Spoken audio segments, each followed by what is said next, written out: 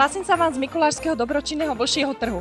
A dnes mám konečne príležitosť vám predstaviť toho, kto pre vás pravidelne pripravuje útulkoviny a vždy stojí za kamerou.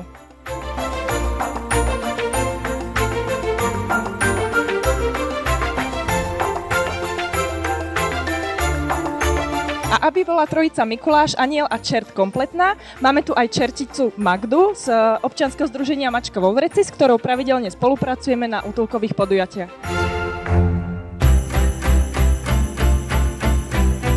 Aj tento rok sa podarilo nazbierať veľké množstvo pekných vecí a čo je najdôležitejšie, veľa z nich sa aj predalo. Celkovo sme vyzbierali 1244 eur.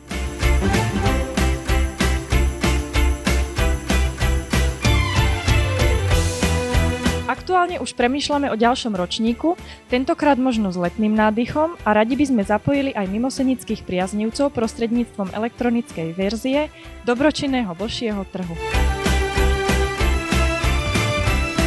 Ďakujeme všetkým, ktorí prispeli vecami na náš dobročinný vlčí trh a taktiež tým, ktorí si prišli niečo kúpiť a podporili tak psíkov a mačičky z útulku.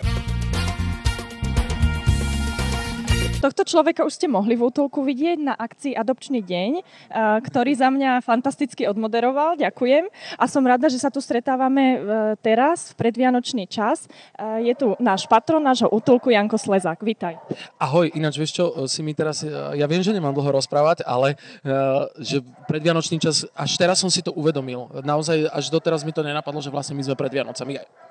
No vidíš, a predvianočný čas je spojený aj s dobročinnými akciami a ty si známy tým, že sa rád zúčastňuješ. Čo ťa priviedlo práve do útulku? Do útulku ma priviedlo práve to, že ste ma pozvali, ale aj to, že pokiaľ ide o zvieratá a deti, zvláštne spojenie, aby to niekto nezobral teda dvojznačne, tak ja som za každú srandu. A ako sa pripravuješ na Vianoce? Ako stráviš vianočný čas ty? Ja budem asi doma a s kamarátmi a pre mňa na Vianoce je asi najdôležitejšie staré české a slovenské rozprávky. A ja nič iné nepotrebujem. Vianočné darčeky už máš nakúpené?